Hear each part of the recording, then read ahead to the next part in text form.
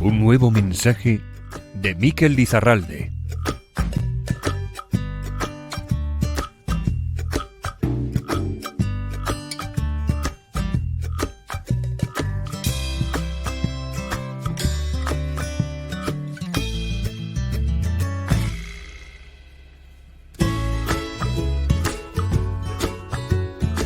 El podcast más íntimo y personal de uno de los mediums más reconocidos del mundo.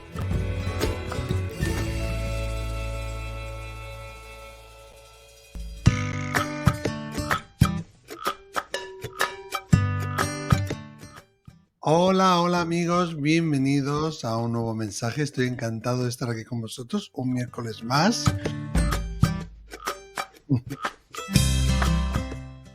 Aquí estoy con mis aparatos que me encanta tecletear, piticlinear y mira, subo la música.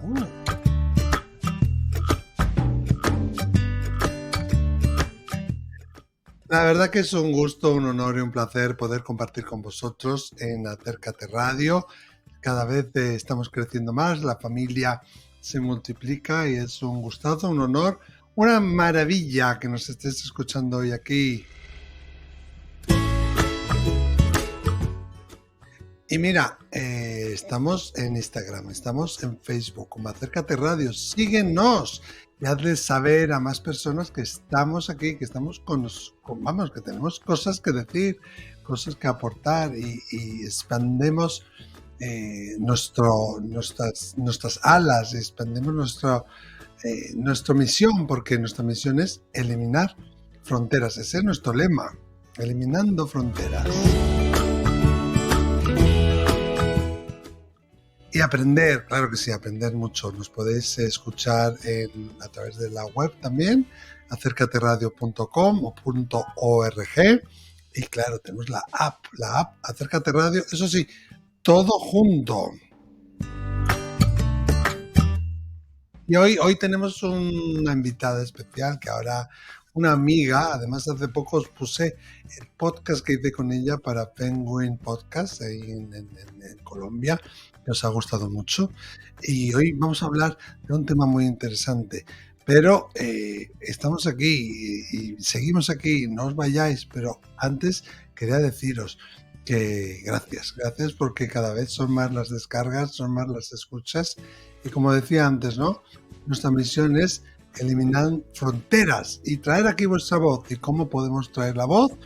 Pues también a través del email radioacércate@gmail.com radioacércate@gmail.com, que no se me podía olvidar el email,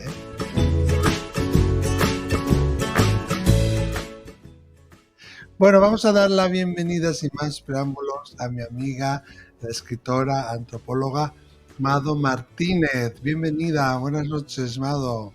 Buenas noches, buenos días, buenas madrugadas a toda la gente que te escucha, que esto es como el reino de Felipe. Del rey Felipe que nunca se ponía el sol. Este es tu reino. Sí, de Felipe II. Bueno, es un pequeño reino que empezó con mucho cariño, de esas cosas, de esas sincronicidades que ocurren, ¿no? Que yo había recibido, no sé si sabes la historia, pero yo había recibido un mensaje del mundo de los espíritus que yo tenía que crear una radio. Y yo lo estuve mirando y mira, era un lío de trabajo, era un lío de gastos económicos y de todo que yo no me lo podía permitir. Pero me vino el nombre, Acércate Radio, y lo registré, lo guardé, y de allá, como a los 4 o 5 años, conocí a Eduardo Pereira. Estaba a punto yo de iniciar este podcast, un nuevo mensaje. Ya tenía la sintonía, ya tenía el nombre, ya lo iba a lanzar cuando él y su mujer Geraldine me dijeron, no, vamos a hacer esa radio. Tenemos el software, tenemos los medios, nosotros te vamos a ayudar. Y así surgió Acércate Radio con este lema, ¿no? De eliminar fronteras. Sé que tú también te gusta eso, ayudar a las personas a que entiendan el más allá, que entiendan la fenomenología. Estás a caballo entre Colombia y España, y eres gran apasionada del misterio.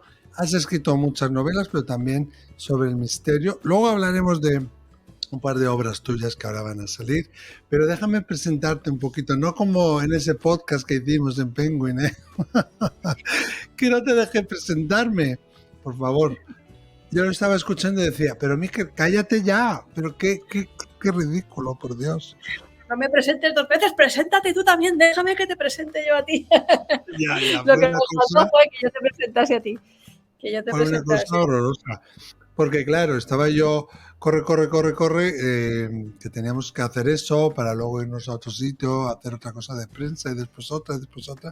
Y entonces me pilló así un poquito aturdido. Lo bueno que tienes, y seguramente todos los que nos estén escuchando coincidirán conmigo, es que tú sí que no necesitas presentación. Ay, bueno, gracias. Oye, Mado, tú eres doctora en... Que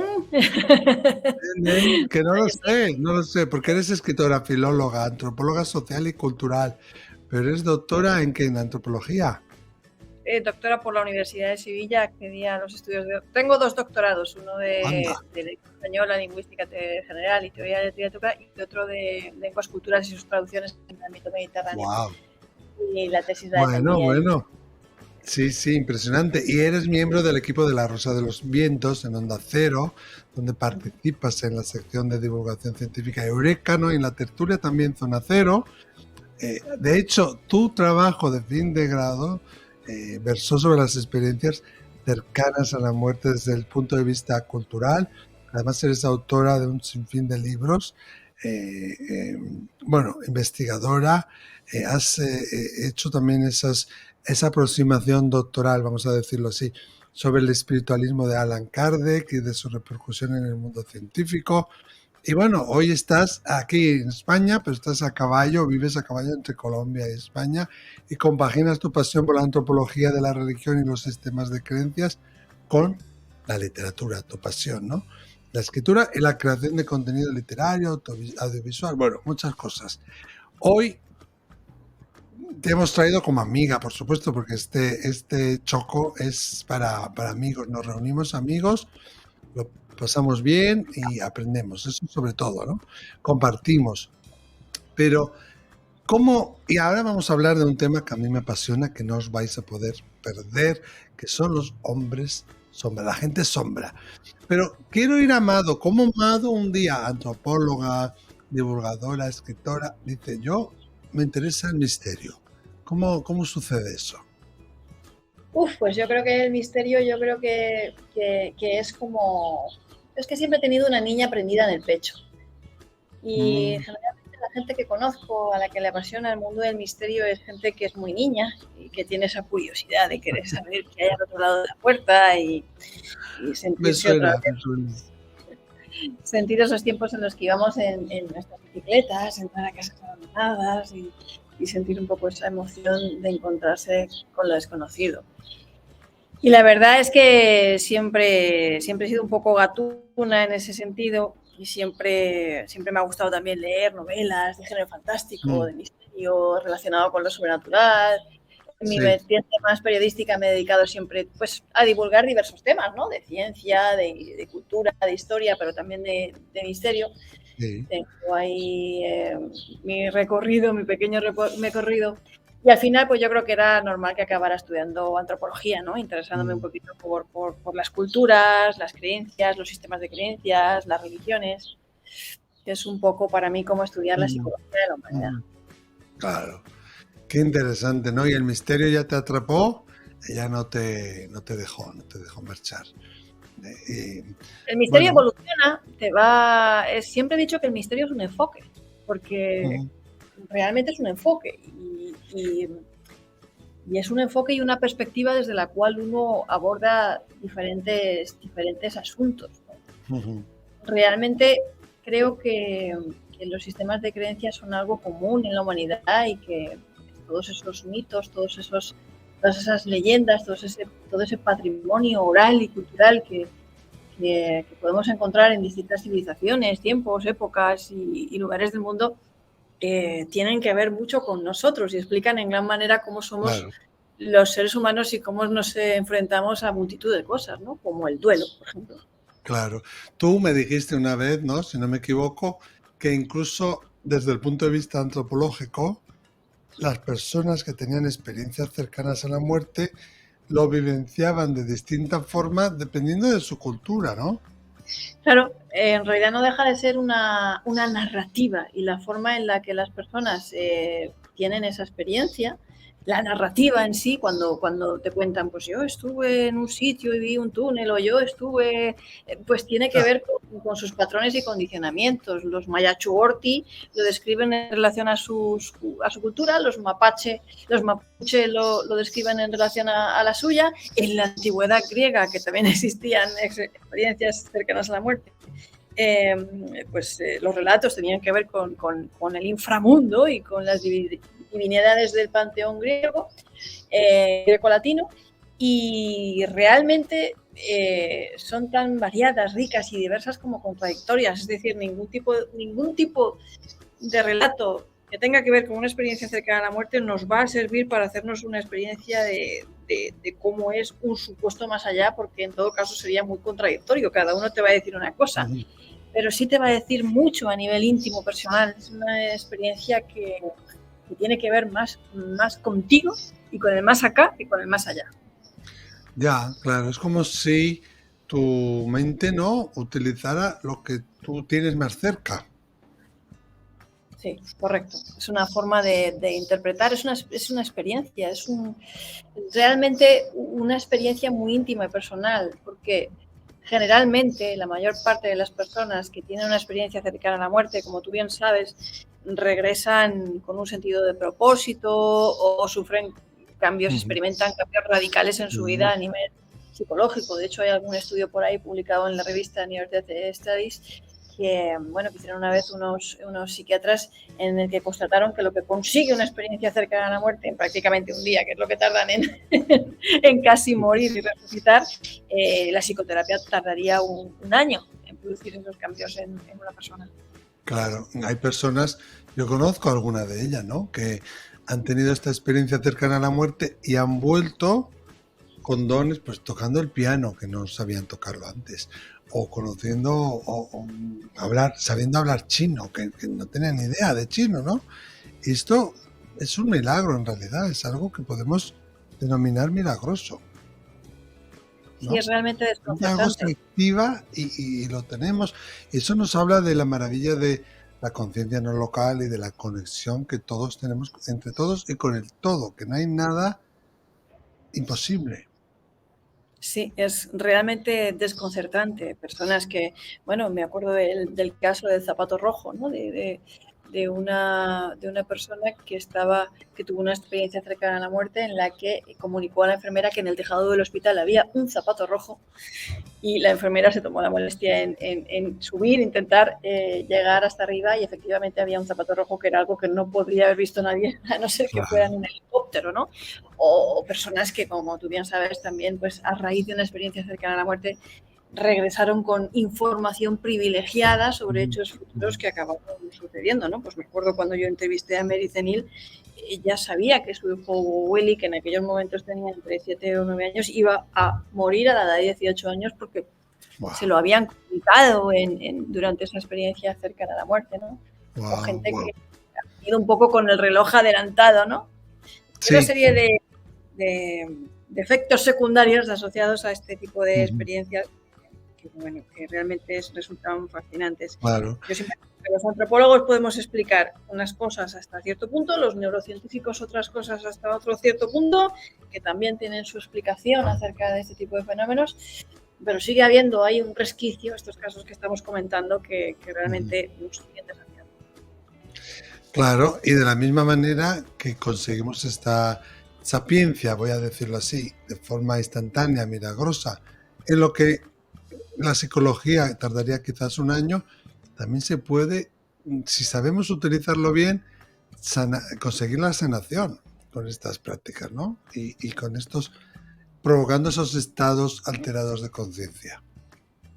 Claro, el ser humano tiene su cerebro, el cerebro del Homo sapiens tiene la capacidad, está ensamblado para poder tener estados alterados de conciencia. Esto es algo evolutivo. ¿Qué significa eso? Que hemos evolucionado para tener esa capacidad, para poder tener estados alterados de conciencia.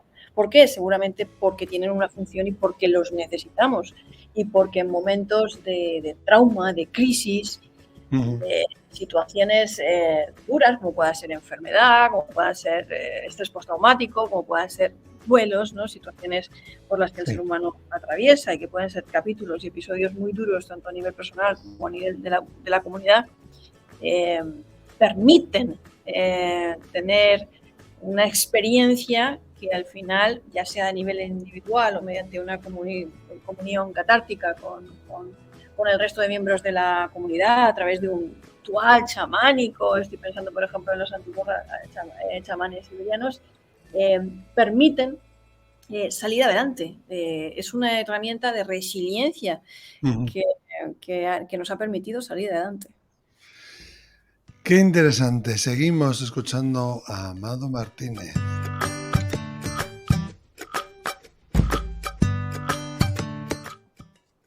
Amado, yo estaría escuchando, vamos, que nos cuentes todo lo que sabes sobre esta temática, las experiencias cercanas a la muerte. Otro día igual tenemos que hacer un debate, se me está ocurriendo, ¿no? Con varias personas y hablar sobre este tema. Si tú quieres, vamos, más que Claro, invitar. estaría encantada. Gracias. Pero hoy me gustaría hablar de la gente sombra, un tema muy apasionante, muy recurrente. Yo lo veo en mis alumnos o cuando hago un directo de Instagram o de YouTube, que siempre hay alguien que pregunta, ¿no?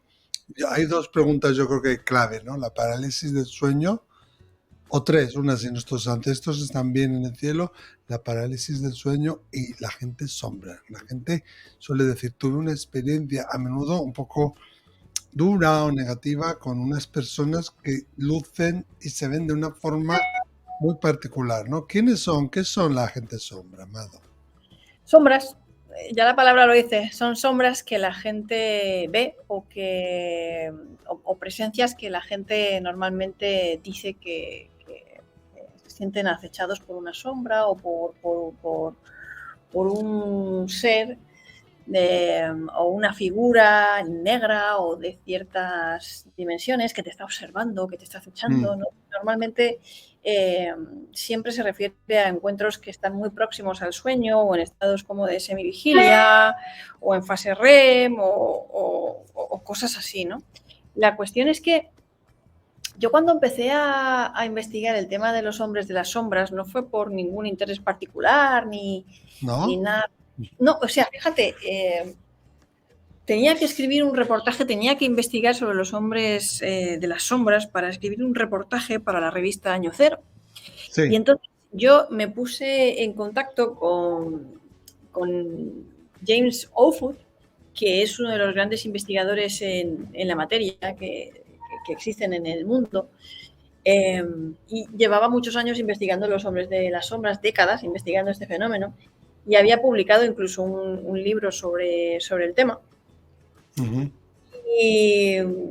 Y lo cierto es que nada, pues yo empecé a investigar este tema, este fenómeno, los hombres sombra desde el punto de vista de las leyendas, de la tradición oral, lo que decía la gente, empecé a recoger testimonios de personas que habían tenido encuentros con los seres sombra y hacer una clasificación en relación a la tabla que tenía James Oldfoot, a investigar qué tipo de trabajos se estaban realizando en el ámbito clínico y en las universidades en relación a este tipo de encuentros, y de repente me encuentro con que, bueno, hay personas que realmente, estando en casa, viendo la televisión, han ido a girar la cara, mirar al marco de la puerta y han visto un pequeño hombrecillo ahí. Una me lo describió incluso como el señor Barnes de Los Simpsons, ¿no? Ah, sí. Otro, una cosa así como tipo Gollum. ¿Cuál es la descripción más generalizada? Porque yo siempre pienso en un hombre con el que yo luego os contaré si queréis.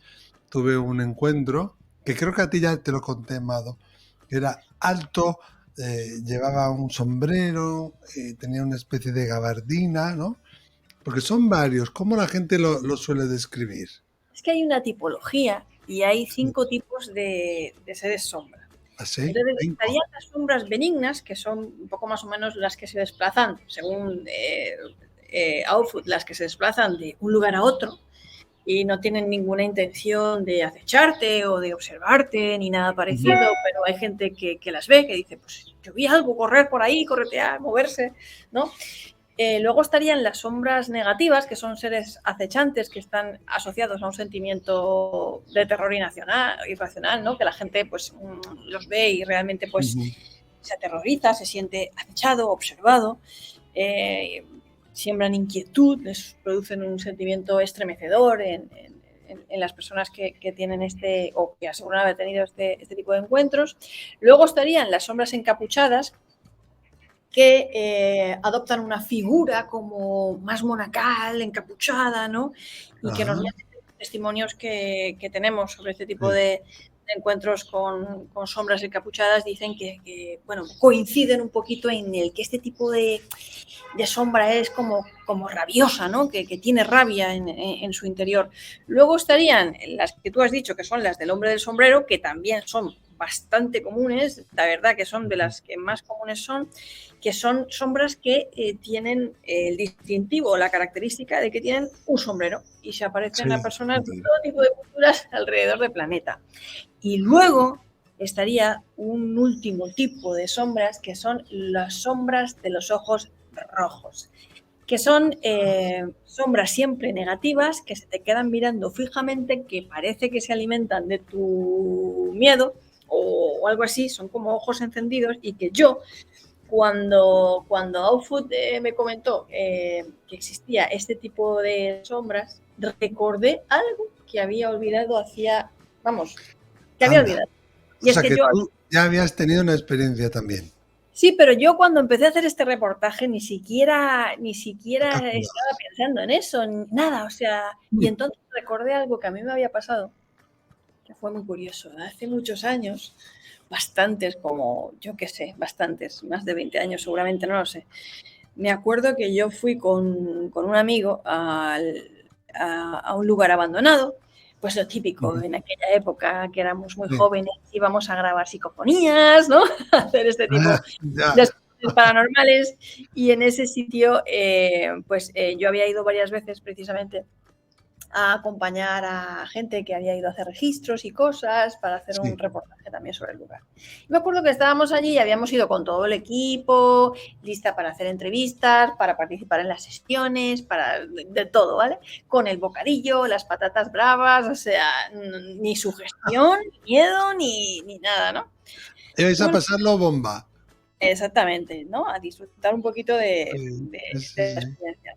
Y en un momento dado, ya al final de la noche, cuando ya pues habíamos intentado obtener registros y explorar el lugar y todo eso, me acuerdo que estábamos en el anfiteatro del inmueble, y en un momento dado, nosotros que estábamos ahí sentados el uno frente al otro con las grabadoras, los ordenadores, todo, vimos que flotaba en lo alto, no llegaba a tocar el techo y no había nada en lo que se pudiera apoyar, flotaban dos ojos rojos encendidos. Anda.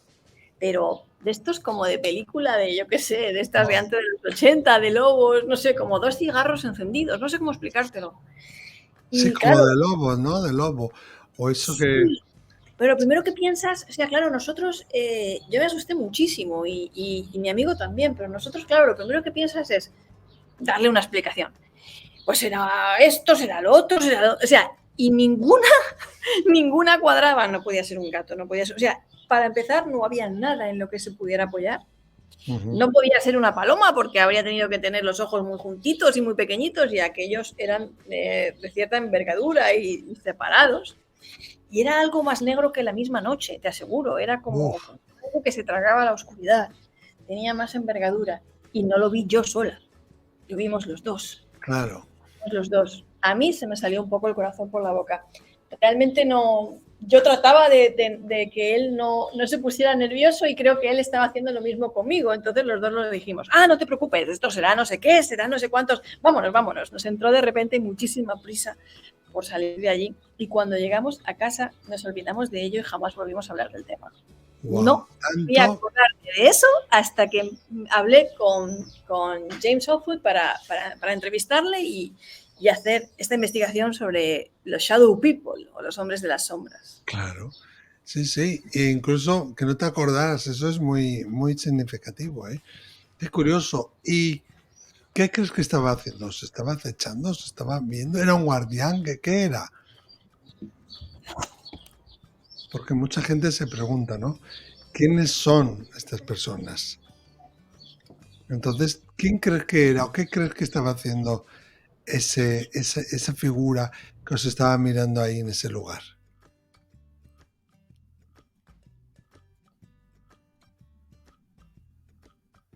Mado, hemos perdido a Mado, hemos perdido la señal de Mado, se nos ha ido, Mado, no está, Mado se fue.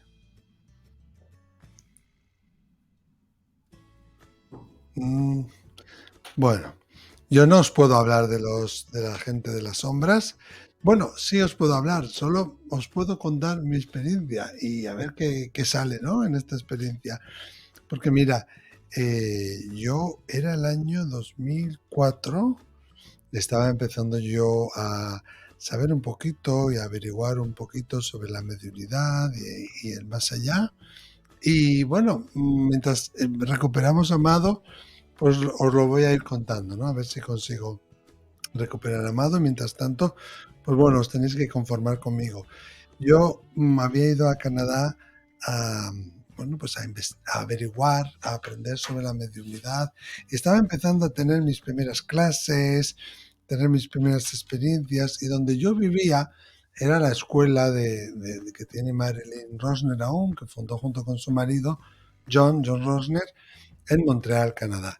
Es una casa victoriana donde las escaleras, y esto es muy característico de Montreal, las escaleras exteriores y las escaleras de subir de un piso al otro son muy estrechitas y muy, muy, muy empinadas, ¿no? En algunos casos incluso son de caracol, ¿no? Y ahí me pasó, ya está quemado, ya vuelve a quemado. Mado, que te me has caído. Sí, creo que me he caído. Es que Colombia y España están muy lejos y la señal falla. Bueno, ahora te vuelvo a retomar la pregunta, pero estaba contando un poco a los oyentes lo que me pasó con un hombre sombra, del sombrero precisamente, ¿no? Que creo que ya te lo conté alguna vez a ti. Entonces yo tenía que ir a la tercera planta. En la primera planta están, ¿no? La cocina, la fotocopiadora, la oficina de Marilyn, en la planta baja. En la primera planta está la biblioteca y las clases, y en la tercera planta estaban las habitaciones. Y yo tenía que ir a mi habitación a por algo, entonces subí del bajo a la primera planta. Tenía que subir unas escaleritas muy, muy, muy estrechas, muy empinadas, y cuando fui a subirlas, vi que en lo alto de las escaleras, mirándome fijamente, había un hombre sombra, que yo nunca había visto hasta ese momento un hombre sombra. Era la primera vez. Era un hombre alto, negro completamente, con sombrero, de esos sombreros que llevan hebilla, ¿no? Lateral, y con una gabardina larga. Y yo me quedé impactado, yo me asusté, dije, pero ¿este hombre quién es? Y yo noté que él se quedó también sorprendido de verme a mí y de ver que yo lo viera a él. Era como las 4 de la tarde, 1 hora o 3:30, una hora muy normal, ¿no? Yo tenía que subir a por algo y volver a bajar. Entonces me acuerdo como que de repente el tiempo se paró, yo le miré, él me miraba, yo me asusté, no sé si él se asustó, pero sí intuí que se sorprendió de verme y de ver que yo lo podía ver a él. Eso sí noté, que se sorprendió. Yo pensé, bueno, pues como estas escaleras son tan estrechas y tú estás en lo alto y yo tengo que pasar, pues sigo mi camino. Y él debió de pensar lo mismo. Y en un momento dado, en esas escaleras victorianas de esa casa victoriana, nos cruzamos y me atravesó. Y eso fue la experiencia más desagradable que yo jamás en mi vida he vivido con un espíritu. No porque me quisiera hacer mal, sino porque al atravesar mi cuerpo, yo iba notando como un frío intenso iba atravesándome, algo así, además como desagradable, que me atravesaba, y es como si se hubiera parado el tiempo y se hubiera puesto todo en cámara lenta, ¿no? Y por cada parte de mi cuerpo donde él estaba pasando se erizaban mi vello, se me ponía carne de gallina, carne de pollo, y y unas especie de sensaciones de asco, de miedo, de náuseas, de rechazo, de no sé, todo a la vez, de violación. Wow. Y pasó a través de mí. Subí corriendo, yo como era neófito y no sabía mucho de espíritus, pues en vez de llamar a mis guías, en vez de llamar a San Miguel Arcángel o lo que sea, me puse a rezar mis padres nuestros, mis cosas que mis padres me enseñaron, y llamé a mi abuelo. Y le decía yo a este sombra, a este hombre sombra, como vuelvas a venir, mi abuelo te va a dar una paliza. Pobre abuelo mío. Y me metí en mi habitación y tal, y me llevó un tiempo, me llevó cerca de media hora quitarme como esa sensación desagradable que me había quedado en mi cuerpo, ¿no? Pero no creo que él quisiera hacerme daño, no creo que él fuera su intención, simplemente yo estaba en su camino y pues claro, como era tan estrecho, pues tuvo que pasar por donde pasaba yo. Claro que yo subía las escaleras así para arriba y él venía recto hacia mí, él no bajaba las escaleras, ¿no? Él pasaba, digamos, como de una pared a la otra pared del otro edificio. Y nunca se me olvidará, porque fue horrorosa. Y cada vez que después, durante el resto de los 2 años que estuve allí, subía o bajaba esas escaleras, pensaba entre mí, que no me lo vuelva a encontrar, que no me lo vuelva a encontrar. No sé, esta es mi experiencia, Amado. Bueno, realmente No sé. es tu experiencia, como yo he relatado mi experiencia, y la experiencia está ahí. Quiero decir, es que la experiencia es real. Quiero decir, las personas tienen experiencias Claro. de este tipo, tienen este tipo de bueno, pues, de episodios. Lo que no sabemos muy bien es la naturaleza de estas experiencias. Pues, estado alterado de conciencia, tiene explicación, no tiene explicación, es una alucinación, no tiene una alucinación. Realmente, ¿qué es? Por ejemplo, en algunas universidades se han hecho trabajos intentando explicar el fenómeno de los hombres sombra, que como repito, es tan común que hasta se han hecho trabajos de investigación, ¿no? Y realmente, bueno, se han dado cuenta que si estimulan ciertas zonas electromagnéticamente, ciertas zonas cerebrales, uno tiene esa sensación, ¿no? De ver esas sombras, esas presencias. Pero claro, Sí, pero por ejemplo, en mi caso, yo estaba en la pero con oficina. tanto detalle, con el sombrero, la hebilla, no, ¿vale? Muy, muy, Puedes muy, llegar a muy. tener la sensación de ver una sombra que a lo mejor miméticamente imita tus movimientos, o, ¿vale? Pues, hay como experiencias prototípicas parecidas a esa, pero que no son tan parecidas, ¿no? Y luego, pues, sí que es verdad que durante la fase REM o en las parálisis del sueño es muy común tener alucinaciones hipnagógicas muy vibrantes y sumamente reales, que son vividas de forma muy intensa. Te lo dice una que tiene parálisis del sueño y tiene, porque tengo narcolepsia, tengo muchos episodios y he tenido muchísimos episodios de parálisis del sueño y es muy angustioso. Pero, como te decía, en realidad este tipo de encuentros son al final tan íntimos y tienen tantos detalles y las experiencias no se pueden negar que realmente te hacen preguntarte muchas cosas, ¿no?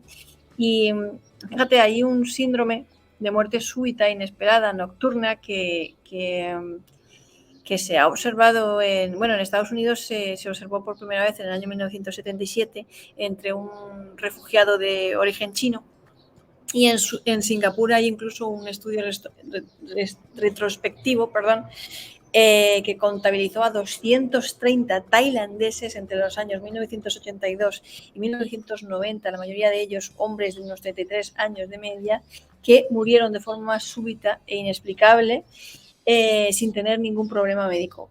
¿Y qué tenían en común todos ellos? Bueno, pues esto suena a pesadilla en el Strip, o sea, lo que voy a contar, ¿vale?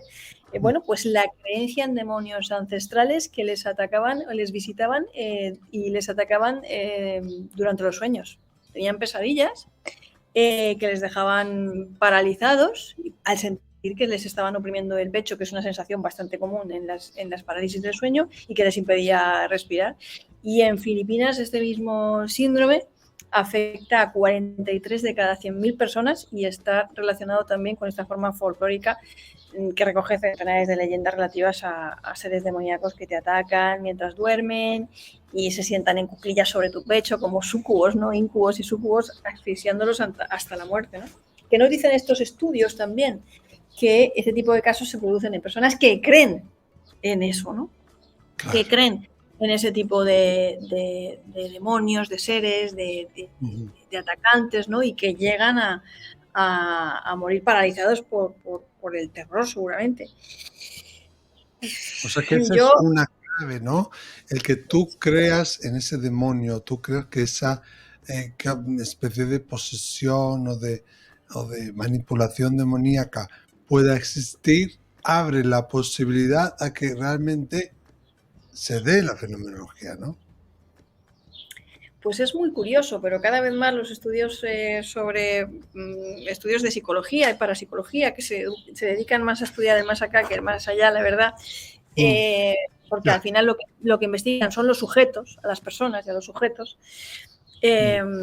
constatan que las personas que creen o que creen en lo sobrenatural o en el más allá o en este tipo de cosas son las que realmente tienen este tipo de experiencias o son las más proclives. Por ejemplo, esta enfermedad de la que os he hablado, el síndrome de muerte súbita junto a otras, ¿no? Como el susto y otras, los antropólogos las conocemos como enfermedades o síndromes culturales.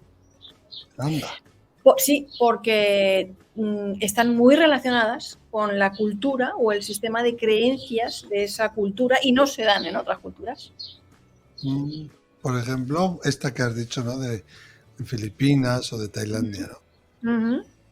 Hay muchos ejemplos. Por ejemplo, pues el mal de ojo podríamos considerarlo también una enfermedad cultural, ¿no? Una serie de síntomas, el susto que dicen, ¿no? Y en otros países hay una serie también de síndromes extrañísimos, ¿no? Muy extraños, algunos que tienen que ver pues con la sensación de encogimiento del pene o con, ¿no? Que solo se dan en ciertas culturas. Ya.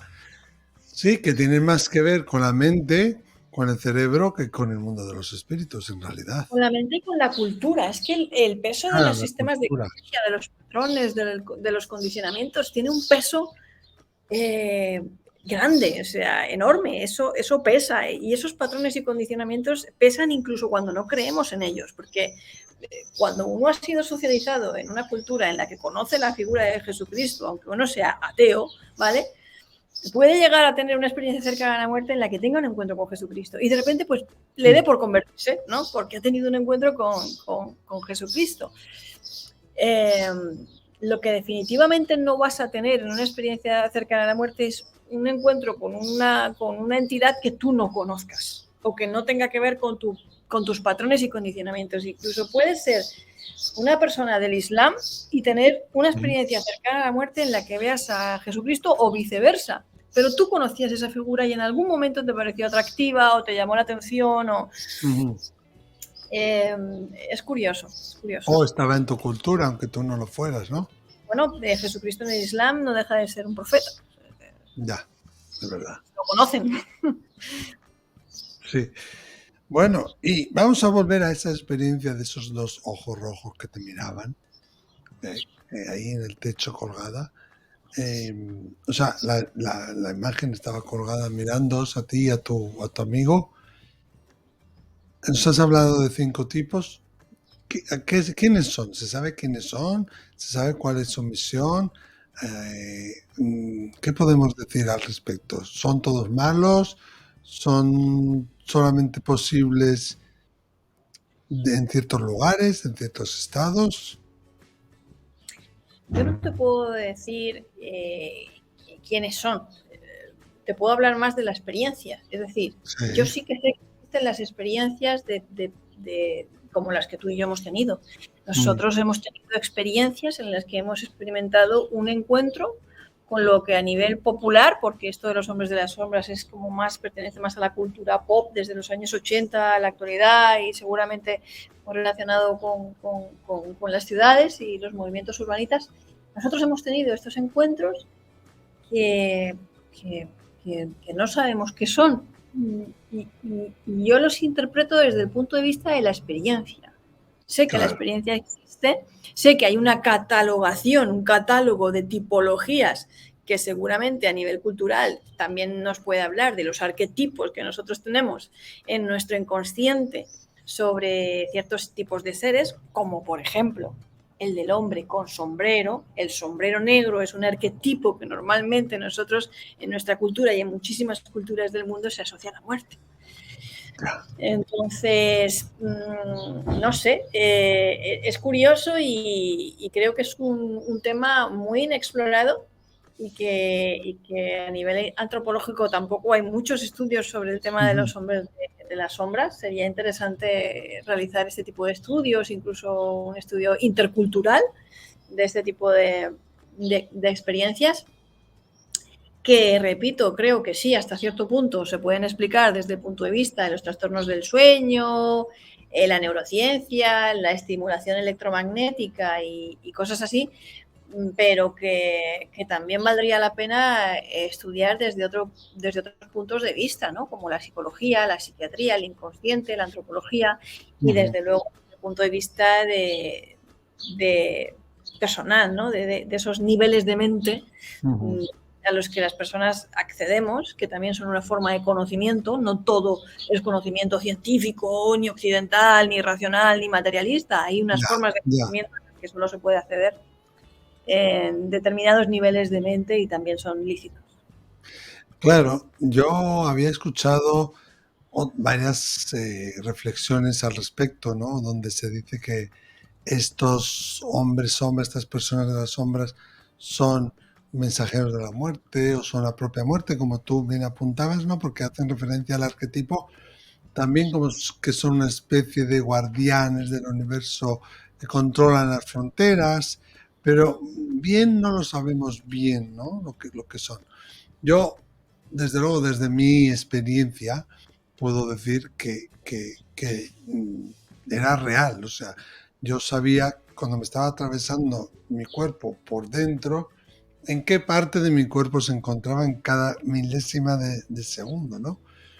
Pero si nos sucede esto, igual lo que hice yo, que es encararme hacia él, encaminarme hacia él, no sea lo más adecuado, ¿no? ¿Qué podemos hacer? ¿Qué se recomienda hacer? ¿Hay algún tipo de recomendación que podamos dar a la gente si es que alguna vez tienen esta experiencia? La verdad es que no existe ningún tipo de tradición oral o tradición asociada. Por ejemplo, en el caso de la Santa Compaña, ¿no? Que es una figura, o las procesiones espectrales, el ejército de Wotan, todas estas cosas, ya pues que incluso Jung había llegado a mencionar, ¿no? Pero nosotros, la Santa Compaña, ¿no? Pues hay un ritual asociado, ¿no? De qué hacer en caso de que uno se cruce a la Santa Compaña, ¿no? Que pues hace un círculo, refúgiate bajo un roble, no sé qué, no la mires e intenta, ¿no? Para que no te señale con el dedo de la muerte, ¿no? Que siempre va anticipando desgracias. Pero en el caso de los hombres de las sombras no existe un manual o un ritual de lo que uno deba hacer pues para encontrar la calma. Bueno, a mí la neuróloga me dijo que cuando tuviera un episodio de parálisis del sueño, pues me relajara, pensaba que se me iba a pasar y funciona bien hasta cierto punto, Sí, ¿no? De claro. que no pasa nada, no va a pasar y algo así, ¿no?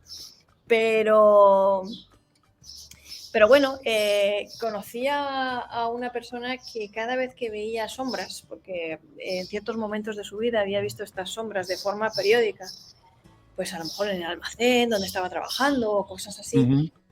Fue curioso porque me dijo que cada vez que él había visto estas sombras, había coincidido con un periodo de tragedias en su vida. Que era como si hubieran anticipado o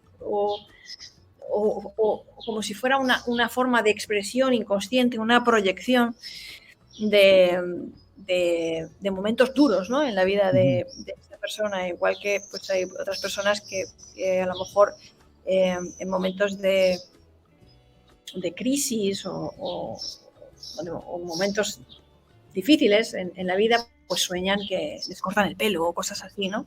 Son como proyecciones Ya, los del inconsciente. dientes y tal. Sí, sí, sí. Esos Y sueños. como decía, sí. No, digo, esos sueños que aparecen con esa tipología, ¿no? Podría estar relacionado con eso. En Perú ¿Qué conocí también a un muchacho que se llamaba Percy Taira, que una de esas noches en las que uno no puede dormir, él me contaba que, bueno, que él estaba ahí dando vueltas en la cama y que en la puerta de su habitación, que estaba completamente abierta y daba un pasillo estrecho, angosto, de un momento a otro él vio claramente la sombra negrísima, esto siempre coincidimos con más negro que la misma negrura, ¿no? Que la misma oscuridad, Sí, sumamente alta, alrededor de 1,90 m, con sombrero, como si tuvieran esos sacos largos que van también más allá de la, muy parecida a la que tú viste, de sí, la rodilla, que esto es curioso, ¿no? El cómo este arquetipo es tan similar, ¿no? Entre diferentes culturas. Y ya. él decía bueno, que era tan alta que tenía que encorvarse, fíjate hasta ese detalle, que tenía que encorvarse para no chocar contra el techo, de la alta que era.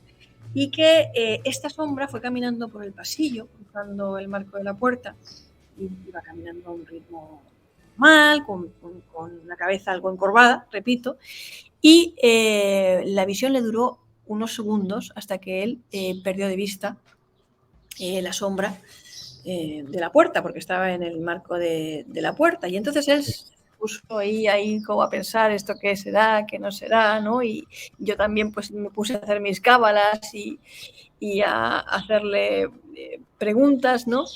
Y realmente él al principio pues pensó que se trataba pues de un miembro de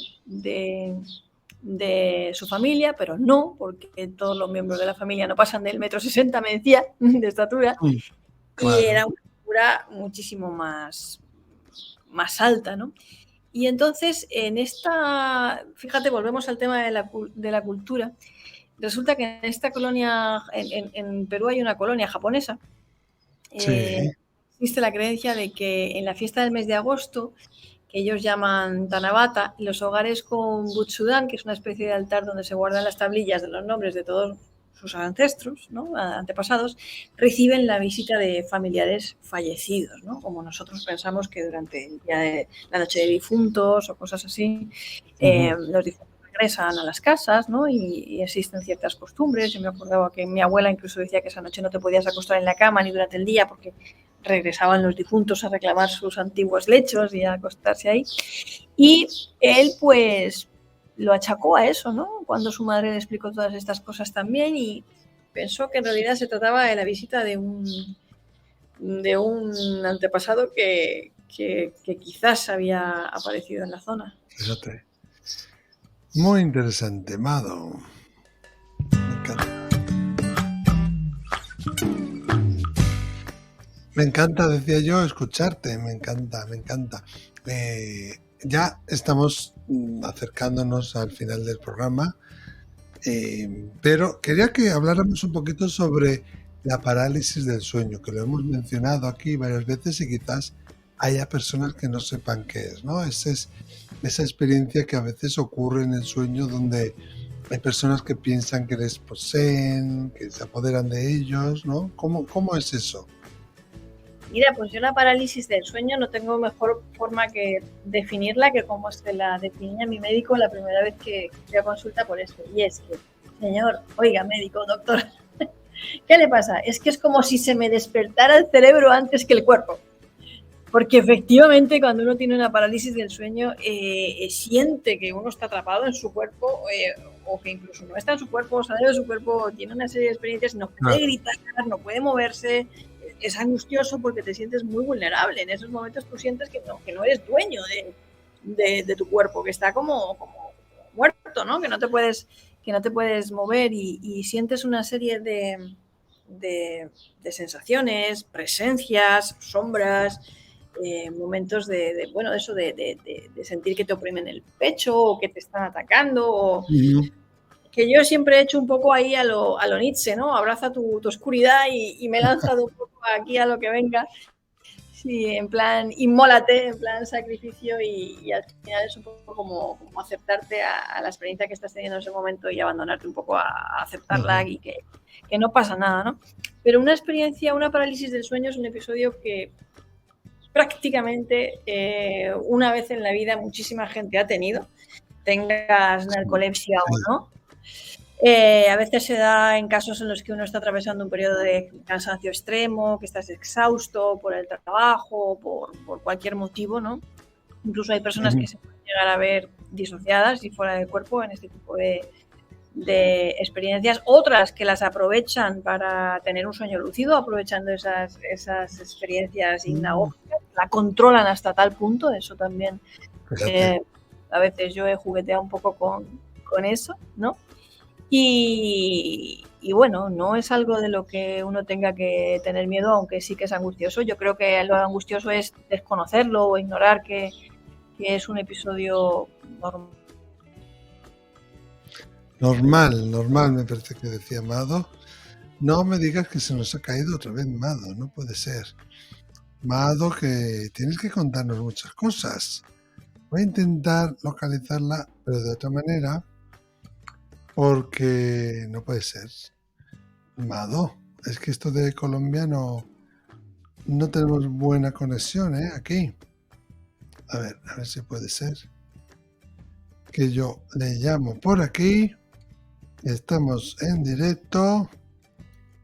Y esto es improvisación. Ay, que no me sale. ¿Por qué no me sale? Bueno, pues voy a llamarle a este. Estamos llamándole en directo. Mado, a ver si me coge este teléfono. No sé si este lo tiene... no tiene operativo. No, esto es como lo de Hola Rafaela, A pesar que no sabrá que este es mi número. Vaya, con lo interesante que está.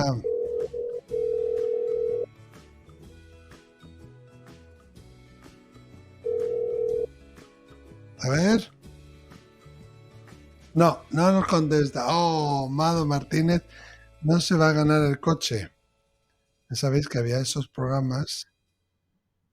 Aquí vuelve otra vez. Mado.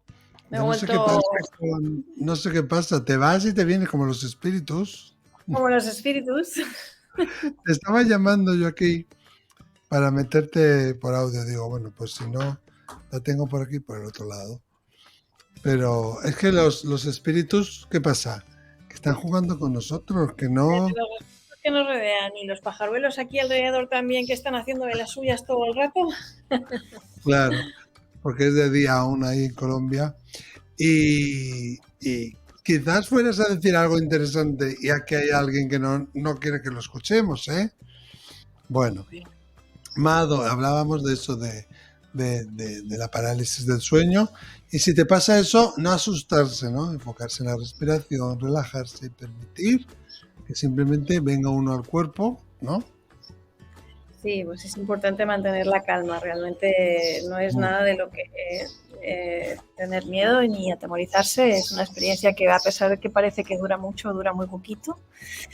Y bueno, también sé que a veces uno tiene parálisis del sueño encadenadas y que pues sí, es angustioso y parece que dura más de lo que dura, pero bueno, el truco, yo sé que esto es difícil hacerlo, fácil decirlo, pero difícil hacerlo, es intentar relajarse, pensar que es una experiencia pasajera y que pronto vas a despertar. Así es. Bueno, Mado Martínez, estamos aprendiendo un montón contigo. Los hombres de las sombras, las experiencias cercanas a la muerte, la parálisis del sueño. ¿Y qué me dices de Nicole? ¿Qué me cuentas de los misterios de Nicole Delacroix? Pues mira, te cuento que Nicole Delacroix, que es el misterio de Nicole Delacroix, que es la primera novela que yo publiqué hace ya bastantes años, pues ya hace mucho tiempo que está descatalogada y que la gente la venía pidiendo, que querían el misterio de Nicole, que dónde podían conseguir el misterio de Nicole. Y bueno, pues va a salir muy prontito en la editorial Cazador de Ratas, una edición aniversario muy bonita, dirigida por Carmen Moreno, una editora fantástica, que va a hacer una nueva edición del misterio de Nicole Delacroix. En España va a estar disponible muy pronto, entre primavera-verano de este año. Y también creo que la van a presentar en el Festival Celsius de Avilés. Así que, bueno, muy Qué contenta y muy maravilla. feliz Sí, ¿y por esa. de qué trata este libro? Haznos un poquito de spoiler, no, pero un poquito de avance. Bueno, pues mira, Misterio de Nicole de la Croa está muy relacionado con los temas que nos gustan a nosotros. Sí, ¿no? Porque sí, está ambientada en un lugar muy mágico, para mí es muy mágico, que es uno de los pueblos de Nueva Orleans, con tradiciones de Mm, vudú, de historias, de sí, rituales, pantanos. Gira alrededor la trama de un asesinato sin resolver, ¿no? Isabel, que es la protagonista de esta historia, que, que es la que indiscutiblemente lleva el peso de la historia, recibe la inesperada visita en el pueblo de alguien que le recuerda bastante a esa chica, ¿no? A esa chica asesinada, y juega un poco con estas historias del Dr. Jekyll y Mr. Hyde, de las posesiones, de los sí. rituales, y va de eso. No quiero destriparla mucho No, porque me gusta hacer destriparlo. spoiler en las novelas, me cuesta mucho hablar de las novelas porque nunca quiero decir nada, pero sí, me gusta mucho esa historia y me alegra mucho que vaya a estar en poder de los lectores otra vez, porque había mucha gente que se había quedado con ganas de leerla. Y en Colombia Sí. también tenemos buenas noticias. En 1 de octubre se lanza un nuevo libro del que todavía no puedo anticipar el título. He estado ahí ¿Por qué no? No nos cocinando, hagas esto. pero tal vez también, seguramente ese proyecto acabe internacionalizándose, y porque es de Ediciones B, de Penguin Random House, y salga en Colombia y en México y en España y en varios países. O sea que todos Qué vamos a maravilla. poder disfrutar de ese título. Y nos va a dar mucho que hablar a todos aquí. Sí, qué maravilla, ¿no? Cuando hagamos eso tenemos que hacer o un directo, tenemos que hacer algo para cuando salga eso para hablar Está de llena ello, de porque temitas chulos. que está llena de qué, perdón. De temitas muy chulos, de estos que nos gustan. Ah, bueno. Sabes que uno de tus libros, Putas, Brujas y ¿Locas? Locas, ¿no? Nunca sé si es Locas, Putas, Brujas y Locas, que suena así como muy fuerte el título, ¿no? Pues a mí me encanta porque habla de esas mujeres que por algún motivo tuvieron que hacerse pasar por hombres. Una de ellas es Catalina del Auso, que aquí en Donosti tenemos una calle. Y me pasó algo muy gracioso porque yo leí tu libro, el Putas, Brujas y Locas, y terminé de leerlo y al día siguiente tenía que ir para una cosa de unos papeles de Canadá a hacerme una prueba de nivel de inglés. Y es una conversación que tienes que tener con un examinador, fíjate qué gracioso, ¿no? Y me dice, bueno, ¿cuál es el último libro que has leído? Y yo no quería decir esto, porque claro, cuando alguien escucha putas, brujas y locas, se queda como, ¿qué es esto? ¿Porno o qué es esto? Pero es que no podía pensar en ningún otro libro. Y dije, pues en inglés, Putas, Brujas y Locas, de Mado Martínez. Y pues una cara al examinador y dice, bueno, ¿y de qué va este libro? Y tal, y venga a hacerme preguntas sobre el libro, y venga tal, ¿no? Y luego ya, de ahí ya pasamos a Harry Potter, pero que sepas que los ingleses también ya saben sobre el libro y cada vez Qué bueno, qué anécdota más sí, buena. y que cada vez que veo el libro en mi estantería me acuerdo de aquel hombre. Me puso buena nota, ¿eh? Eso sí, me puso buena nota. Bueno, mira. Bueno, mira. Bueno, Mado, nos tenemos que ir porque ya viene Miguel Ángel Pertierra con la rueda del misterio. Pero eso, cuando alguien quiera decir, yo quiero localizar a Mado para hacerle una entrevista, yo quiero seguirla en redes, ¿cómo son tus redes? ¿Dónde te pueden encontrar? Pues mis redes son algunas muy fáciles y otras muy difíciles. Las fáciles son Mado Bien. Martínez en Twitter, Mado Martínez escritora en Facebook, la difícil Nebraskan en Instagram con B, con K, acabado en N, Nebraskan. Otra así medio fácil, TikTok, Mado Martínez. Y bueno, yo siempre estoy encantada de conectar con la gente, recibir comentarios, mensajear, responder. Siempre leo atentamente todo lo que la gente me escribe. Eso es, una maravilla tenerte aquí. Muchísimas gracias por compartir toda tu sabiduría y tu tiempo y te deseamos muchísimos éxitos. Muchas gracias, Mado. El placer es mío. Un abrazo muy grande a todos. A vosotros, no sueñes tu vida, vive tu sueño. Hasta el miércoles siguiente. Gracias por escuchar un nuevo mensaje. Si te ha gustado, sígueme. Te espero en la siguiente entrega.